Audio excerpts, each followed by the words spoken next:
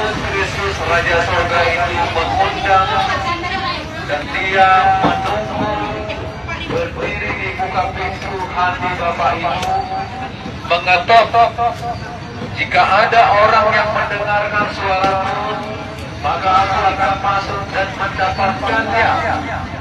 Aku akan makan dan semeja bersama-sama dengan dia.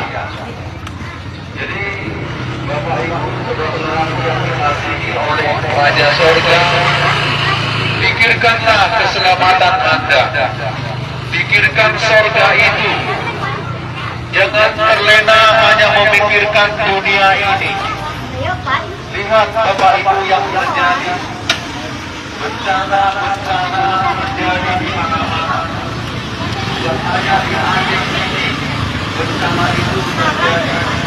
Tetapi juga di Sibolga bencana alam terjadi, di Sumatera Barat, di Sulawesi, di Jawa, di mana-mana bencana alam itu terjadi, Bapak Ibu. Bukan hanya di Indonesia, tetapi juga di luar Indonesia bencana itu juga sedang terjadi. Bahkan sekarang juga sedang terjadi, Bapak Ibu. Nah, itu adalah suatu bukti nyata bahwa kita sudah hidup di zaman akhir. Waktunya sudah sangat singkat. Umur dari bumi ini sudah akan berakhir. Dunia ini sedang menuju kepada kehancuran. Dunia ini tidak dapat kita pertahankan, Bapak Ibu. Jadi sia-sia kita memikirkan dunia ini. Sia-sia waktu-waktu kita habis hanya memikirkan dunia ini, mengumpulkan harta di dunia ini. Ketika bencana alam melanda, semua yang kita cari itu habis rata dengan tanah.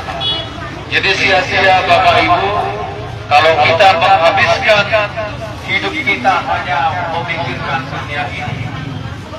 Kalau kita menghabiskan waktu-waktu kita hanya lebih untuk mencari nafkah, mencari uang, mengumpulkan harta di dunia, semua itu tidak akan membawa kita kepada kehidupan kekal. Yang membawa kita kepada hidup yang kekal, saya harus mengatakan kepada Bapak Ibu karena saya tahu Bapak Ibu mengasihi Bapak Ibu saudara-saudara. Dia mengatakan, akulah jalan dan kebenaran dan hidup.